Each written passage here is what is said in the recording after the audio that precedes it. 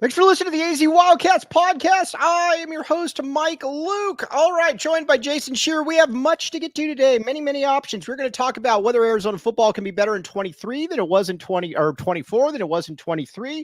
We are going to talk about players in the top, 2025 players that Arizona's got some good news as well. We are going to talk slightly about Dion as well. Dion is back in the news. And we're going to talk about some do's and don'ts in the media. But first, we need to make a very warm and hearty introduction to the new producer on this show, the great Kevin Thomas, the precocious Kevin Thomas. Here's what we like about Kevin Thomas. And I am going to add Kevin Thomas to this screen. Here we go. Hello, Kevin Thomas. Hello, everyone. Hello, everyone.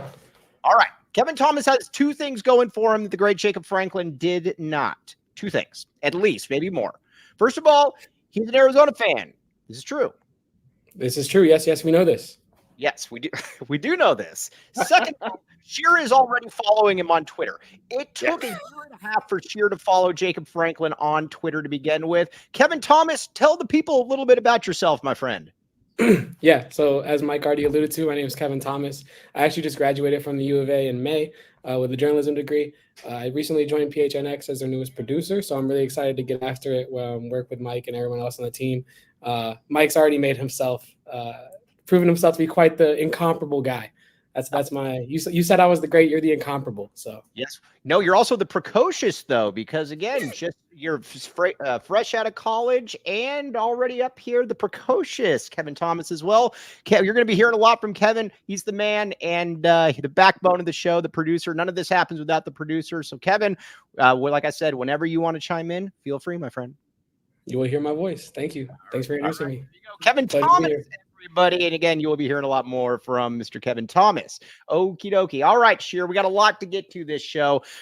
First, I was thinking about this the other day. Why can't Arizona look at last year? Arizona finished 11th in the country. And obviously, you probably would have finished much higher had you had Noah Fifita in from the beginning of the season. Mike Luke, very right on that. Jason Shearer, wrong on that. But joking aside, what needs to happen, in your opinion, for this team to be better than last year's team? Well, number one is health, clearly. Yeah. I don't think that this team has depth at certain positions that last year's team had. So they have to stay healthy. And two, Jaden Delora just can't start against Mississippi State when Noah Fifita is the better quarterback.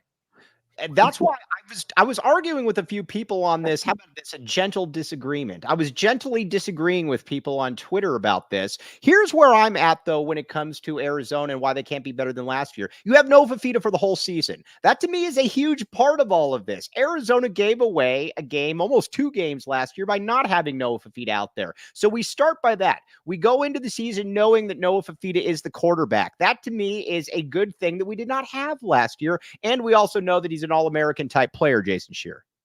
Yeah, I mean, people got to remember, like, we've talked about this before. So Arizona lost to Mississippi State. I do not believe it loses that game with Noah Fifita.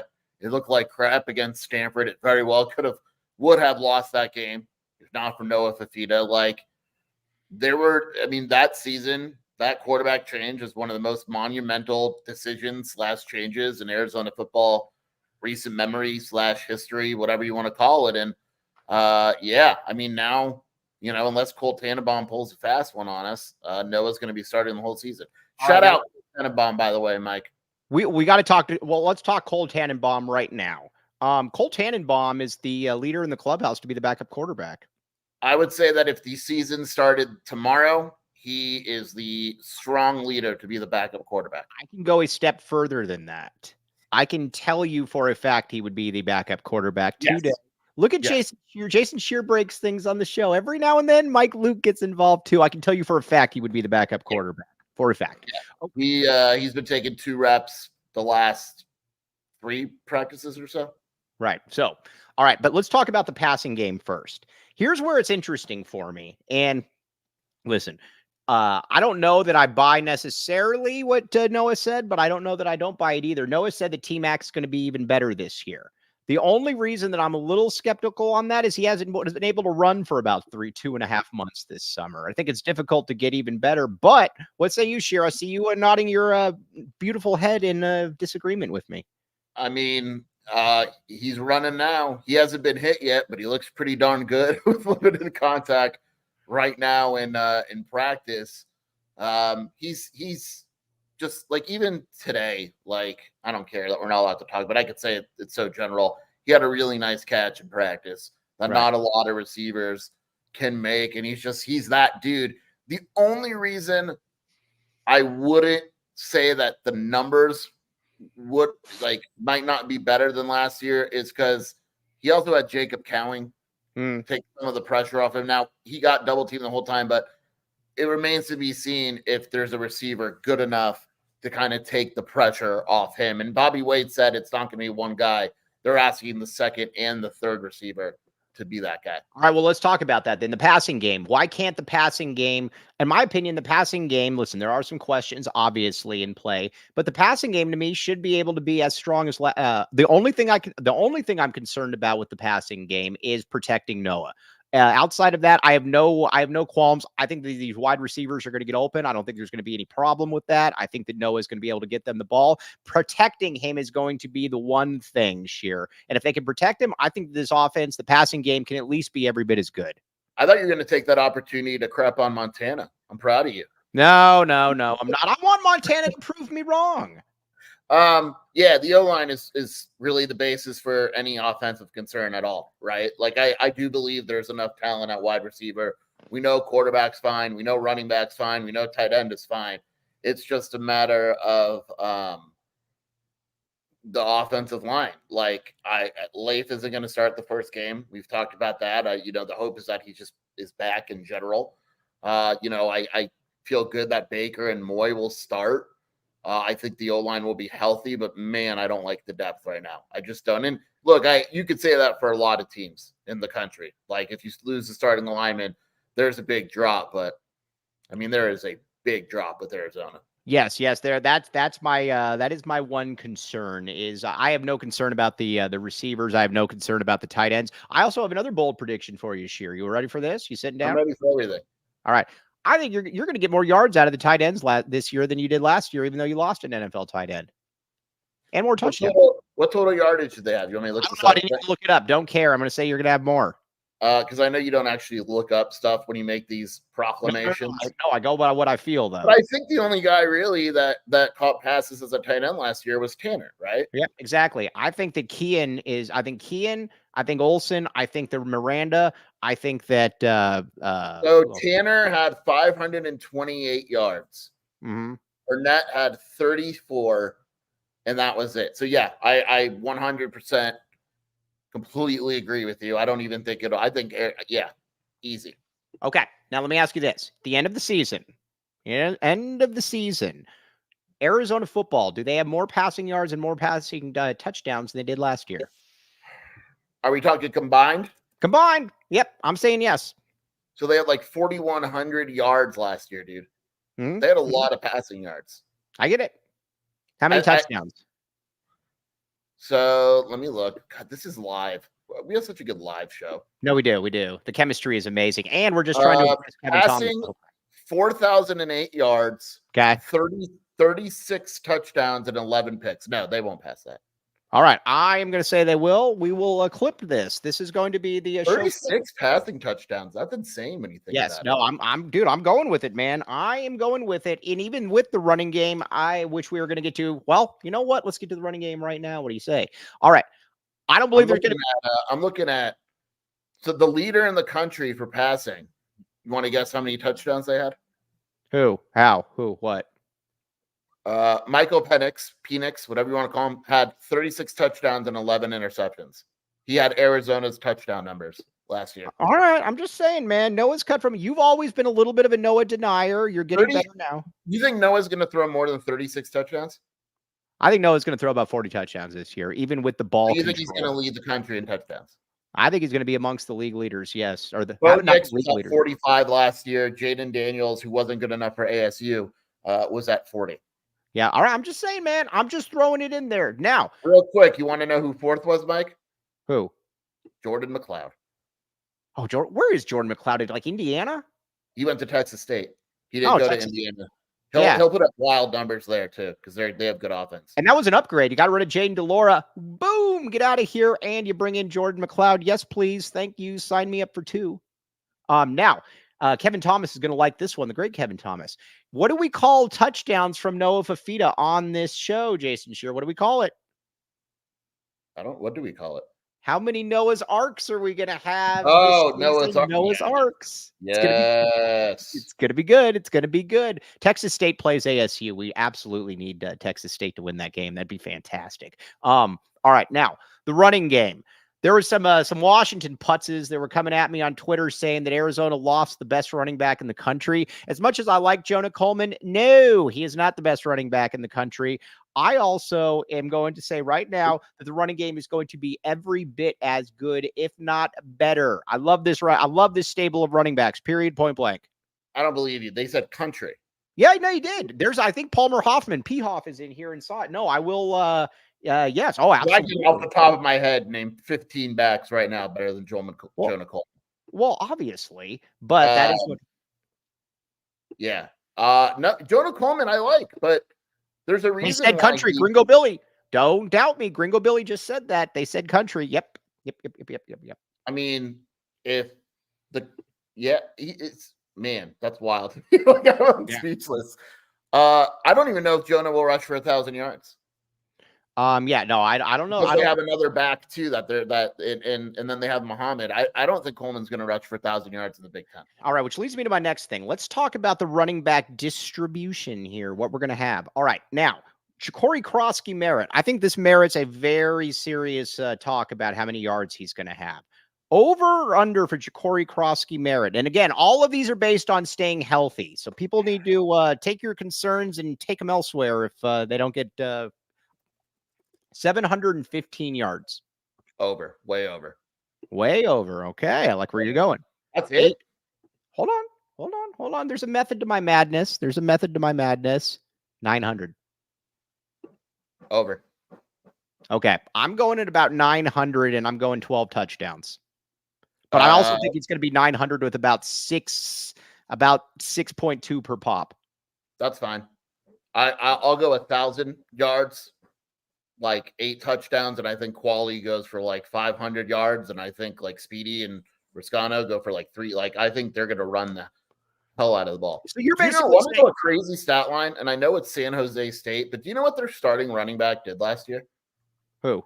Yeah, what? Talk to me. At San Jose State, Kyrie Robinson ran for 1,200 yards and 18 touchdowns. No. And Quali ran for 850 yards and 9 touchdowns. Well, and did you look at Quali? Did you look at Quali's numbers from the previous year? 1,125 yards and like 7.5 yards per pop, or 6.8. It was one of those two. They're going to run the ball a ton, and I think there'll be a balanced offense.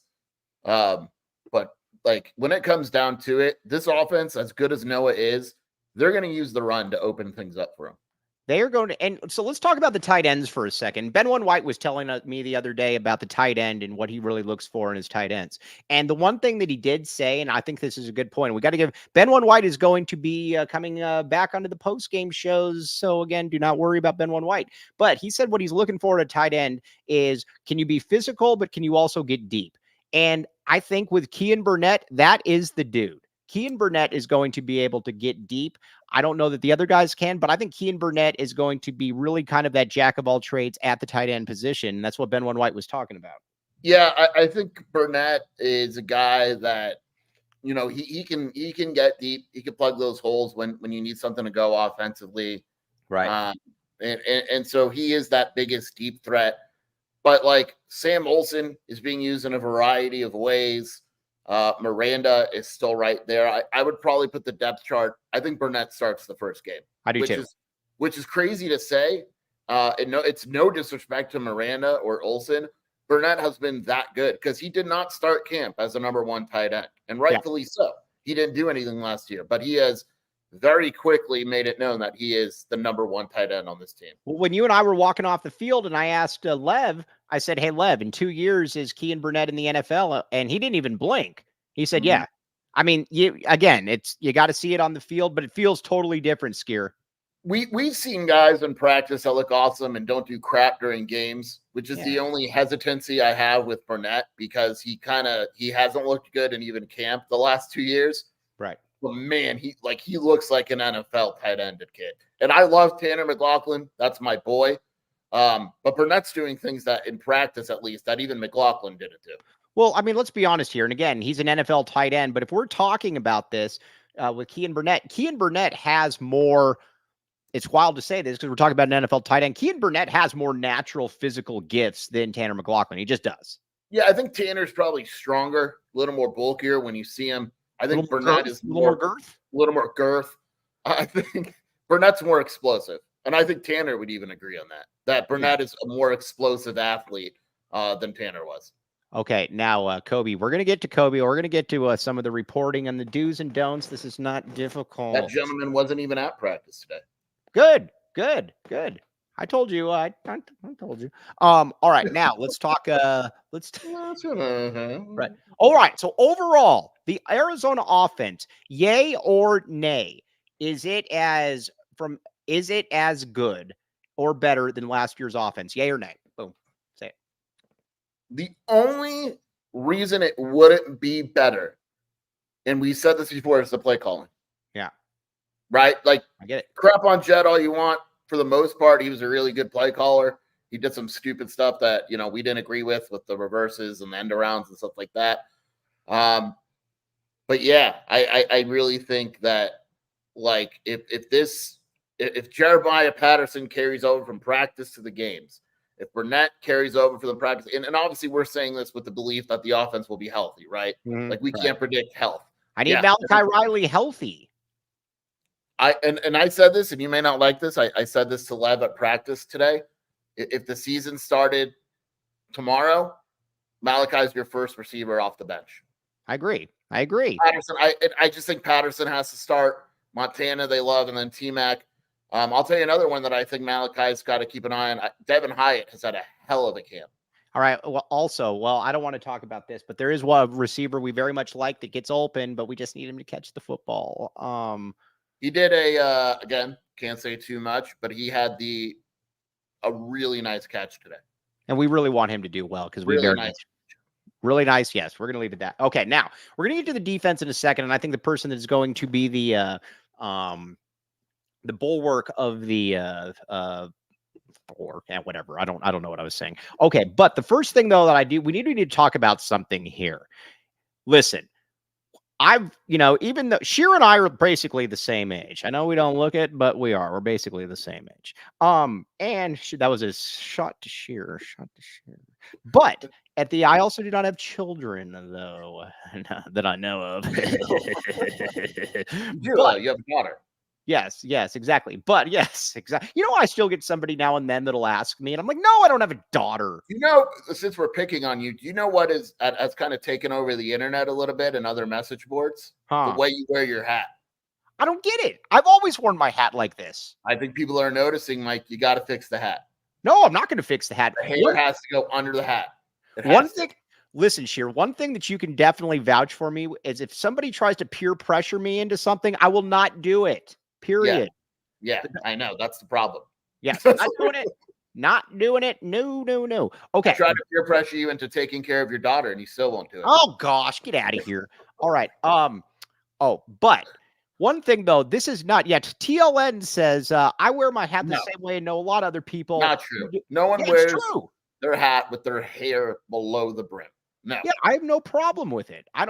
Obviously, because that's the way I wear my hat. So either way. But if it's good enough for, by the way, I was remiss in yesterday. A shout out to the late, great Nipsey Hussle. Yesterday would have been his 39th birthday. I wanted to go to Nip Day, but last year, but certain things came up. Shout out to the late, great. So I could see what it looks like. What's that? So I could see what it looks like. Put the hair underneath the hat. No, I'm not going to do it. I will not do it. No, just so I can see what it looks like. No, I'm not going to tease you. Oh, fine. Way better. It's way better. No. Not you're like me though. You have a big forehead. Yeah, I got a big forehead, so whatever. But I will not. Now, anyways, back to Arizona football. But first, there's basic things that I don't think that we should have to talk about, but we're going to talk about here for a minute. Listen, coaches don't have to let us into practice. They just don't. It'd be nice if they did, but you don't have to be let into practice. So, and again, there were other people doing some stuff they shouldn't have done as well, but it is what it is. We can't have reporters reporting that coaches are swearing. We cannot have reporters reporting on specific injuries. We do not need to know who is dating players on the team and what the coach thinks about that. We do not need to have a Carl Bernstein at every single practice breaking down things that don't even matter and putting things out that put our safety, that's not that big, but putting our in jeopardy as well, Sheer. We do not like this. Yeah, I fully recognize that it is a privilege to go to practice. Most teams do not open practice during camp. I get it, and that's why we all generally follow directions. And a lot of it is just common sense, right? Like I may write and I have written so-and-so was sidelined, but they look like they're fine. I always have context to it. There's injuries I know of where, and you saw it the other night, where we're just not really going to mention it. Right. Right. And nothing crazy. Don't freak out, people, but we're just not doing it. It just doesn't do anyone any good. Tweeting injuries to me is insane. Asking a head coach about his daughter's boyfriend is insane. David Kelly ran a broadcast years ago where the coach was saying the F-bomb and he showed the whole segment and just beeped them out. Like, it is a privilege, and it is a privilege that we need to accept. And a lot of it, the issue is just common sense. And you're not gaining viewers or money or anything by reporting that type of stuff. So what's the point? Yeah. And again, this is also the same guy that was talking about Rincon Market when it doesn't happen. I don't understand. So good. Like I said, I just don't understand why certain things elude people, because it shouldn't. This isn't rocket science. And I think that's what's frustrating about all of this. It is not rocket science. Just like I will never wear my hat like this again. And period. It looks good, man. Nope. It looks good. Not going to do it. Not going to do it. Okay. Now let's talk a little bit about Arizona on the defensive side of the football and what we should compare and contrast. And I want to talk about Tre Smith at first. Tre Smith to me is the linchpin of this defense for this season. I know what I've got with a variety of other players. I know what I've got with Jacob Manu. I know what I've got with the secondary I need Tre Smith to be a terror. Again, I don't need him to be a first-round pick, but I need Tre Smith to be consistently in the backfield pretty much every single game like he's been in practice, Sheer. Yeah, I mean, I don't really have any concerns with the defense. I think for the most part, it's been strong. You want to see the defense ahead of the offense pretty much all camp, and that's kind of what it's been. Now, all right, so let's talk about Tre Smith. What are your expectations for Tre Smith this season? He's good, right? It's not like a San Jose State good. I think it's going to translate. Akina's running a significantly more aggressive defense. Mm-hmm. There's a very real chance that Tre Smith can match Upshaw's numbers. I think he comes close. I think he's going to come close as well, and I think that's what's going to be exciting about it is, and again, Tre Smith, what I like about Tre Smith, it's very simple, is that his numbers, I like defensive ends that are able to get a lot of tackles, that are able to, you look at it last year, 60 tackles, whatever the case may be. I like that. Because it shows me that you are active. I'm a little bit more concerned about the guys that just kind of stumble into sacks. I need him to be a difference maker. I need him to be a real difference maker, and I need him to look, again, I don't need him to be a first-round pick, but I need him to look like an NFL player. Yeah, I think people need to realize that this is a very different defense. Like, for instance, and I'm not dissing or anything, like Bill Norton had how many tackles last year? Like 15, right? Right. Because that's just the way the defense was. It was hold your ground and all that. You take a look at San Jose State, even though it wasn't run by Akina, Joe Sumalo was the defensive line coach. Your third leading tackler was Tre Smith. Your fifth leading tackler was the other defensive lineman, right? Right. So the defensive ends in this defense are going to pick up numbers. I mean, Smith had 67 tackles and 6.5 sacks, and the other D lineman, Noah Lavallo, had 49 tackles and 4 sacks. Like, that's the way this defensive line is going to be. They're going to put up significantly better numbers than last season. I'm all right. I'm going to ask you this in 2 seasons, just like I asked Lev. In 2 seasons, is Tre Smith in the NFL? I think he can make a roster. I don't know if he's not going to be like a 3rd-round draft pick or anything, but I think someone takes a flyer on him. I like him. Do you remember the name? Were you following Arizona football at the time when Copeland Bryan was here? Yeah. Could he be a Copeland Bryan type? He got drafted by the Titans, right? The Titans, yeah, exactly. That was good. That was good. Sure. Yeah, why not? Okay, but Trace. Now let's talk about Ty. Mr. Kobe Thiel, the great Kobe Thiel says, and the prodigious Kobe Thiel also said that Ty. I love Ty. As long as he stays healthy, I think that he is going to. I think he is a. As one guy on the staff told me, he's relentless. He might not have the most physical gifts in the world, but if he's my starting D end and he doesn't get hurt, I feel more than okay about it, Skier. Yeah, he's good. I have no concerns. I have no concerns with the starting defensive ends. It's the other ones I am a little bit more concerned about. Okay, so let's talk about those other ones. So Portland Timbers on your board, who knows a lot and is generally able to find out which kids are already in class. I still don't know how he does that, but it's a very good skill. Kennelly is, I think, the one guy that I think you're going to probably look at. What I've come away with from the Utah kid, I can't remember his name now. Why am I drawing a blank? Kennedy. So you're talking about Chase Kennedy, but the guy you're talking about is Lance Kennelly. Lance Kennelly, the kid from Stanford, is the one I'm talking about. He's good. At least I don't know if he's good, but he has at least looked good. He has at least looked good. The problem with the Utah guy is that he's literally like 209 pounds. That's an issue. Yeah. I mean, he's listed at 220. I'm not even sure he's 220, to be honest. It's there's going to be questions. I'm just going to like Stanley Taufu from USC is decent. I think Keanu Mailoto has had a strong camp. The outside is kind of a concern. Like in an ideal world, I want Cyrus Durham to be better. Lance Kennelly will have good days and then days where you don't even notice them.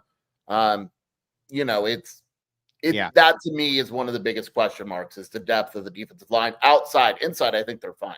I had no clue how thin he was though until I saw him up. I mean, he's built. And I've asked you this question, and it's the fact that we can discuss it and not know kind of tells us everything. He might be skinnier than our guy Russell Davis was. I think he is skinnier than Russell Davis. But the problem though is that Russell Davis very much had Russell Davis, and again, I'm going to win this. Well, I hope I win this one. I hope Washington loses every game, but Russell Davis does well. Is that I don't know. I just really like the family. But either way, with Russell Davis, though, you could tell there were flashes when you're like, whoa, there's a lot to work with there. Now, again, there were flashes. They weren't, sustained. I just don't know that I see that from Kennedy. We'll see. Yeah, but I don't know. He's just so skinny. But again, like maybe it works because they're more aggressive. And you say, well, he's going to be faster than the majority of tackles that he goes against. So we'll see. All right, now. We got to talk about Kevin Thomas here for a second. Wow, Kevin Thomas. Here. Yeah, actually, good timing there. I had a question for the two of you, though. I know we're talking about an undersized player, but like, how do you guys think that Arizona is going to fare with the more, bigger physical conference that we're moving into this upcoming season? Good question, Skier. What do you think? I think they're, and that's a question we asked Samala the other day, and he said, like, he's never had these huge linemen, even at Oregon State, and they were fine. The strategy is just, they're going to be more explosive and relentless, and the bigger guys just aren't going to be able to handle the speed. I think an interesting point. It's a great point you make, Kev. The other thing too that I think is interesting about all of this too is that you're literally going into the best. Hey, Kev, you can stay on the screen. You can stay on the screen. It's your question, man. You don't. I was letting the experts do their work. I was letting the guys do their work. Thomas jumps into the screen. Kevin Thomas stays in the screen until we have finished business. We stand on business on this show, my friend. We do stand on business. Yes, business we do. Standard. Yes, now it is the standard. That was good. This is the best running back league in the entire country, and honestly, I don't even think it's close. Between Ollie Gordon, between Neal, between a guy we talked about it yesterday. A guy like Cam Scadaboo, and he's like the best running back in the conference, and he's a pretty good football player. That goes to show you. So how Arizona does deal with the running game, I think it's going to be a very interesting thing to see there, fellas. Yeah, I mean, it's It's going to be I think in the opposing running game, like there's so many good running backs in the Big 12. Like it's Kansas, UCF, Ollie Gordon, like all these teams have such good running backs that your DEs better come to play. Like, and there's a lot of good left tackles too, and tackles in general. Like that's where there's NFL tackles on a lot of these teams. So the run game is going to be super important. Kev, you're already making. Oh, I was going to say, do you guys think there will be any games where Arizona kind of like feels or looks a little smaller than like maybe we're used to seeing them look in a different conference? Maybe just while not. They're like kind of. It's hard to say because you got to like Chuba and Isaiah Johnson are huge, right? Like, but just monsters. So they're going to be as big as anyone on the ends. Yeah, I mean probably a little bit.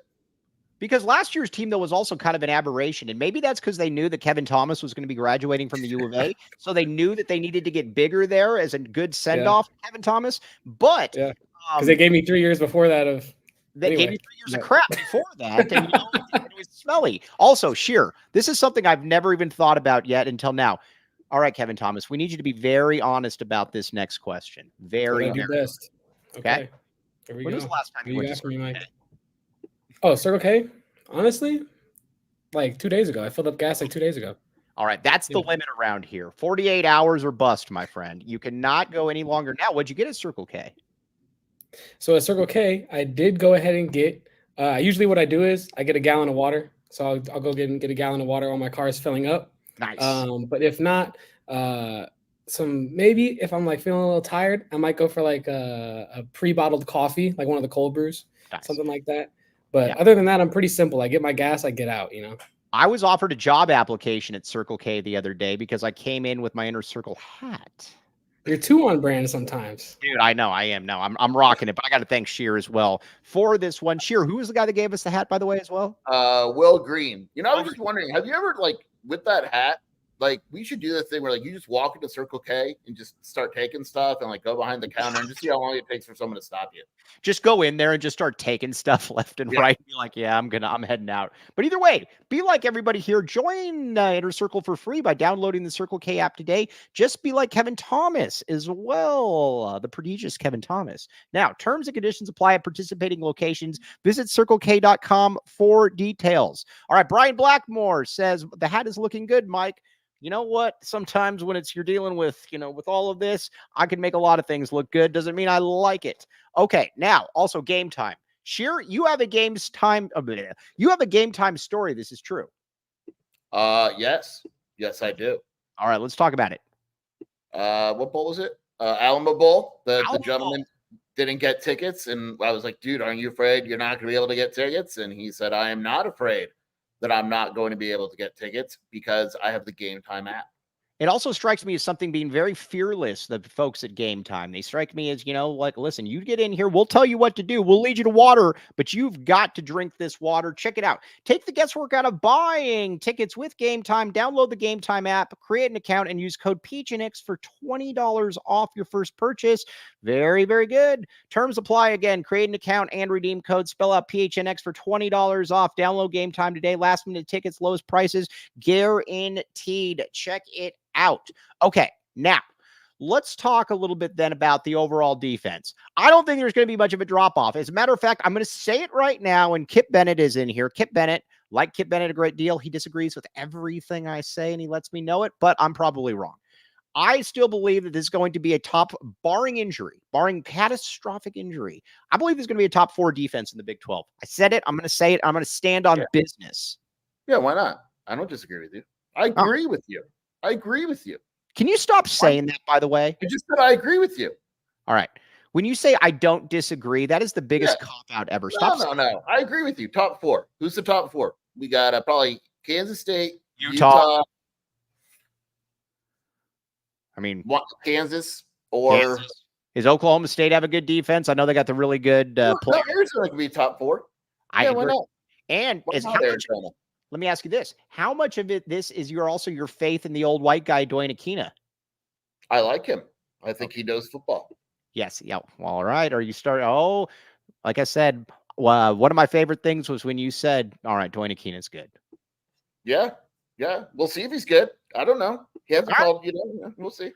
Man, we got for the Circle K's. Let's see here, a lot of different ones. The Thornydale and Tangerine one. Where is it? Have you been to this one? I go there all the time. It's right by my parents. Is that the one that has the rival Circle K across the street? No, that's the one by my house. Yeah, interesting. Also, I love Kevin Thomas putting this in there. Hey, chat, who are the top 3 defensive units in the Big 12? That's a very good one. I like that. I like that one.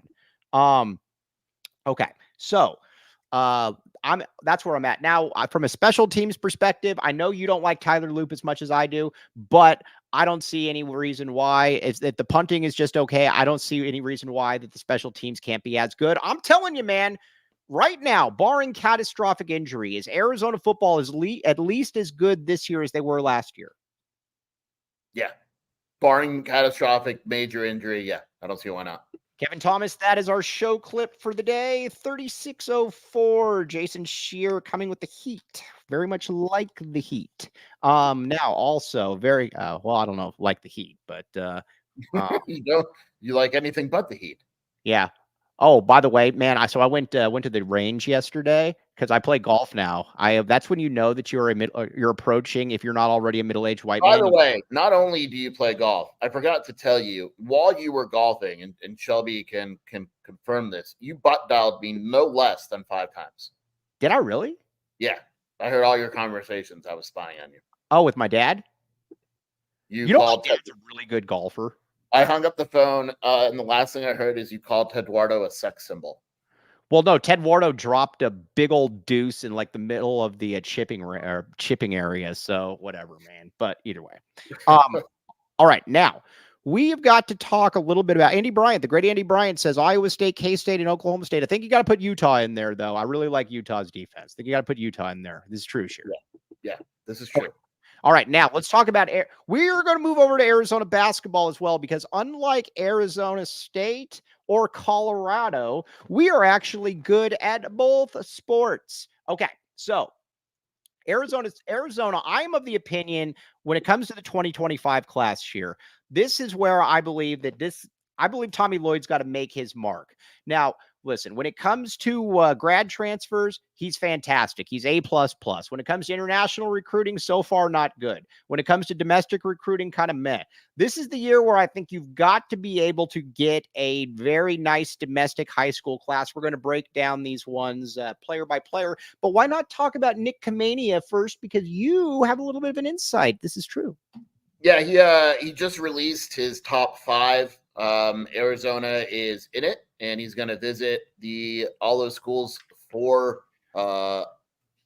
making a decision. And Arizona's getting the visit August 31st. It's going to get the official. Then he's going to Carolina. Then he's going to Duke. The other schools in his top 5 are Gonzaga and UCLA. Arizona believes that it's very much in this picture. All right, let's cut through the crap. Is he going to Gonzaga? I'd say Gonzaga is probably the favorite, but Arizona's made up a good amount of ground, and they've recruited them hard, and they're in it. To me, anytime you get a kid on campus, you're in it. Okay, fair enough. Now, Koa Peat. Arizona is very much in it for Koa Peat. Shane Diefenbach has the highlights, I believe, for Koa Peat.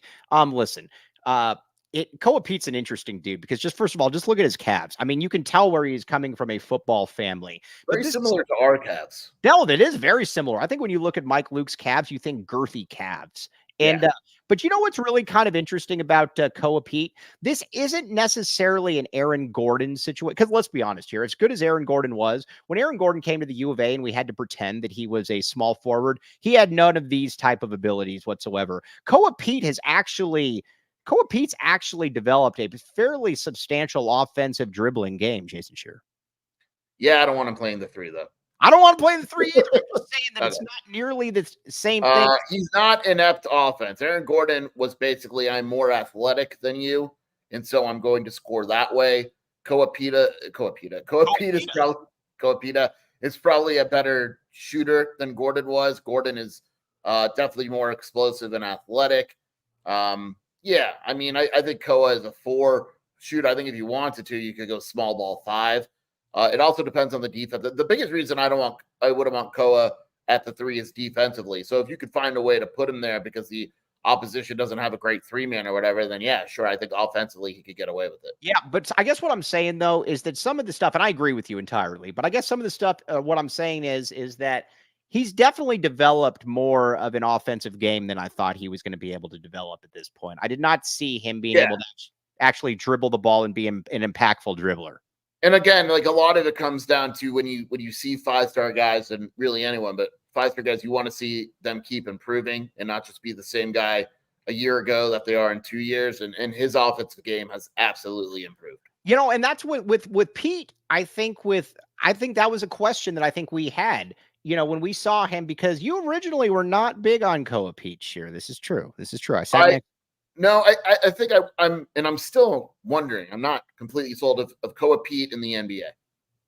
I believe Koa Peat's going to play in the NBA. I just have no clue what he's going to be. Right. That's I think he's clearly going to get drafted and all that.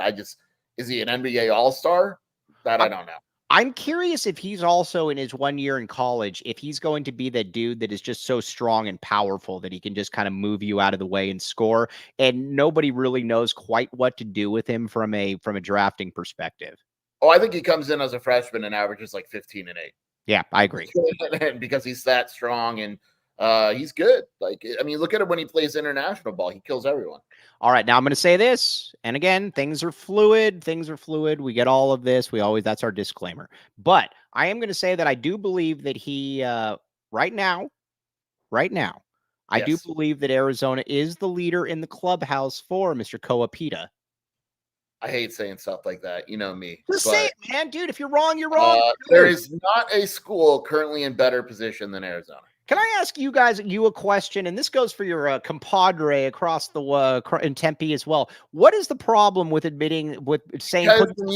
There is no problem with admitting you're wrong. It's recruiting predictions. If I tell you right now that Arizona leads for Koa Peat, that's going to be all over the place. And then if he doesn't choose Arizona fans and really any fan base will be like, well, Shear told us they led. Arizona effed it up. Or it's not worth it. All right. Well, you know what? I think you need to say, listen, man, I've got a grizzly beard. I will not put up with any of that. Boom. Take this. All right. Koa Peat. Now, Mikel Brown and Braden Burries at I almost said at the offensive point guard position. At the point guard position. No, he's not going to be better than Sean Elliott. Yeah, everybody calm down. Sean Elliott was the National Player of the Year. Maybe if Koa Peat stays 4 years. But Mikel Brown, Braden Burries. Does Arizona get one of these two players? I'm putting you on the spot here, Shear. I would lean towards no as of now. That Arizona doesn't get either one of them? Yes, as of now. That could change. But I do think Arizona, I don't know. Mikel Brown's going to visit. As of now, he's eyeing a game to visit, and his family's keeping it quiet and all that.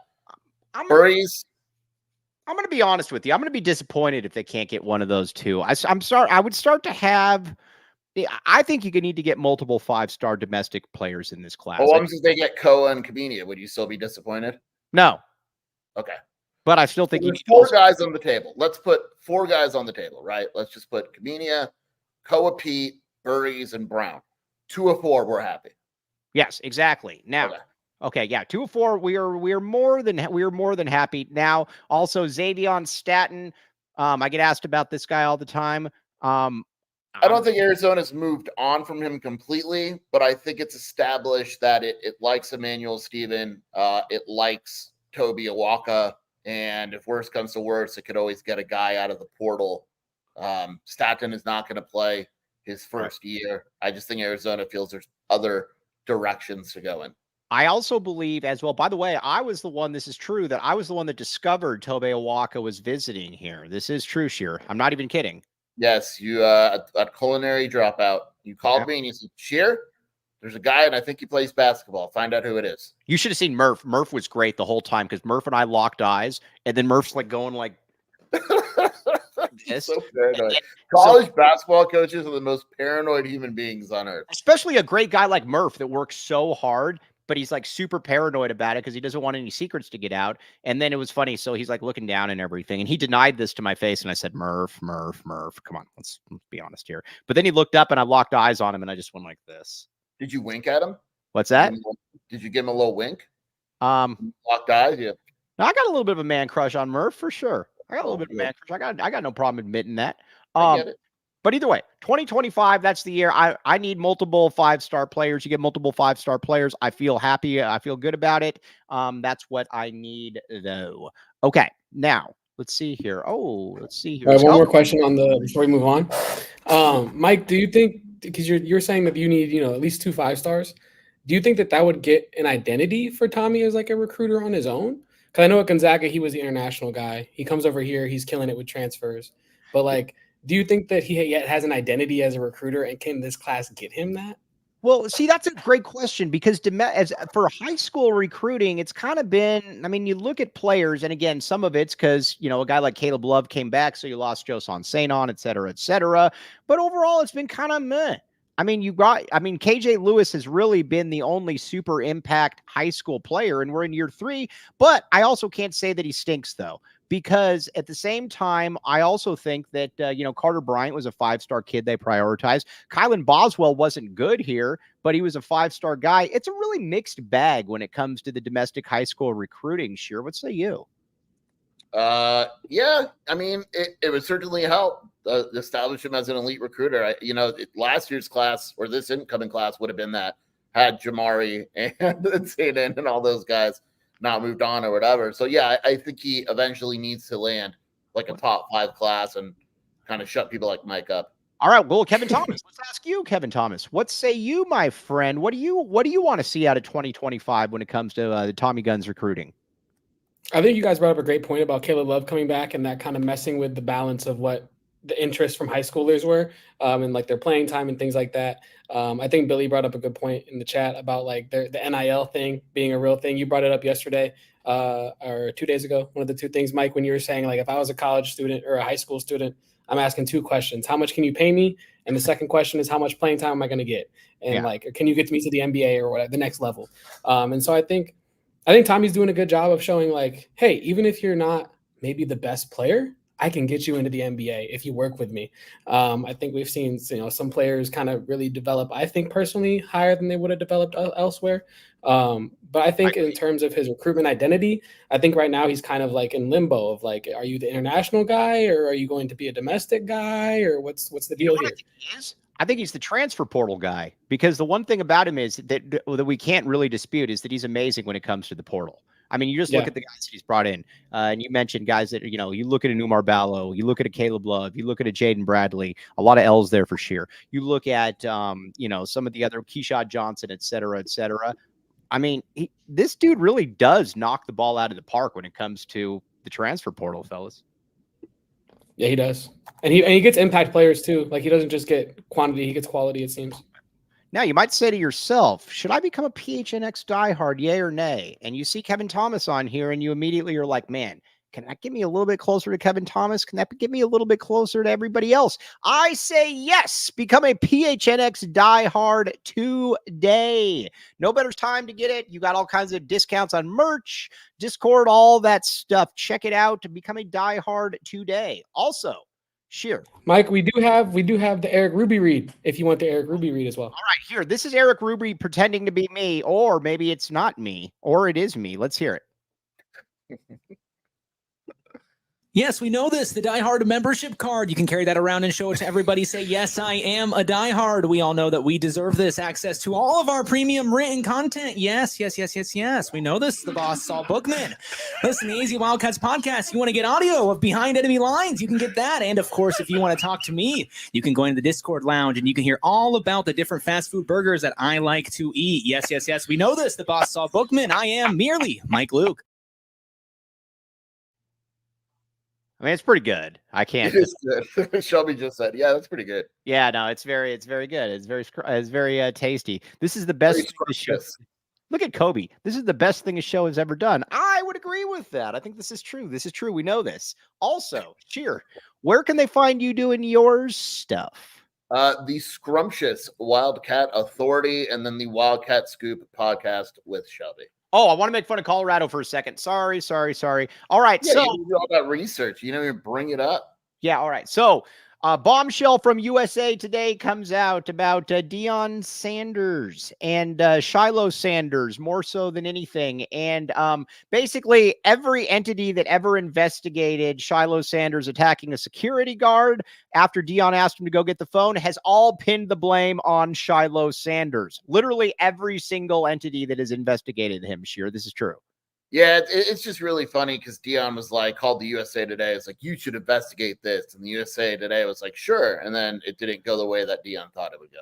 Yes, and it's going to be very interesting when Deion shows up to the press conferences, though, because, again, he likes going there and intimidating reporters and saying, I got time. Guess what? It's going to be very funny when he starts saying, I have to decline that question because of advice from my lawyers, which is going to be the case. Listen, this was also something, too, that I never understood why people were arguing about. This was if you looked into the details of this case, it's pretty cut and dry. Deion told this dude, go get my kid's cell phone. My brother in Christ, please go get my kid's cell phone. Those were his exact words. Goes to try to get it. Shiloh Sanders pummels him into submission. Deion Sanders admits that everything happened the way that the security guard said. Then the security guard looks like he's going to sue for a lot of money. Then Deion Sanders changes his story. That's about it. Sounds about right. Yep. I'm very curious to how Deion handles this at the next presser. This is going to be very interesting because he's also... I'm more curious that if any Colorado reporters have the guts to ask Deion to handle this at the next presser. I hope that Keeler guy does. I like that guy all of a sudden. He's the only one. Yeah. No, but I also think you're going to see a couple national folks there as well. I think that this is too big of a story at this point. So we will see. But either way, good work, USA Today. But on that note, all of you guys out there, you are very, very, very important. Appreciate all of you. Very scrumptious entertainment. And Kevin Thomas, you're going to be seeing a lot of this guy, a very good person, and comes with a little bit of knowledge. But Sheer, I don't care what anybody said. I like you. You're a good dude. Thank you. All right. Now, for the great Jason Sheer, for the prodigious Kevin Thomas behind the scenes. Prodigious. Yeah, I mean, it's prodigy at this point. Smart. It's prodigious, but you're smart. I can say prodigious, can I? I'm just saying that's not the right word. It's prodigious. All right, fine. Prodigious. For the prodigious Kevin Thomas, I am merely Mike Luke. I will take no other name. You've been listening to the AC Wildcats podcast. We all silly like the mayor.